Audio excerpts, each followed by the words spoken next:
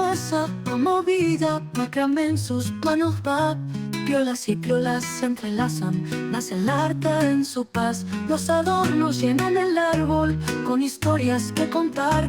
Cada nudo un abrazo en Navidad familiar. El abuelo en su rincón, con paciencia de artesano, atando el hilo de la vida, con destreza y con cuidado. Entre risas y canciones se va tejiendo el candil. Navidad es la trama del sentir más sutil.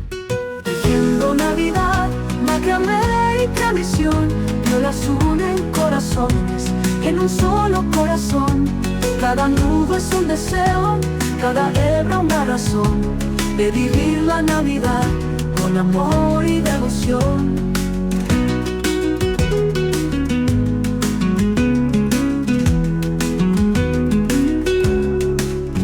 La hermana pequeña observa con ojos llenos de luz, aprendiendo el arte lejos, entre sombras y alboros. Va trenzando sus sueños con el pebre una razón de vivir la Navidad con amor y devoción. Entre lana y esperanza, en la noche de Belén, resuena un canto antiguo en el tejer del bien. Los adornos brillan fuerte, alegrando el hogar. La magia de los hilos nos vuelve a conectar.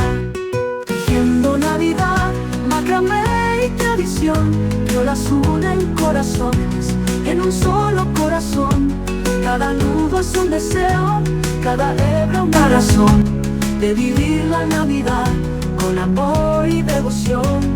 Tejiendo Navidad, macramé y tradición, las unen corazones en un solo corazón.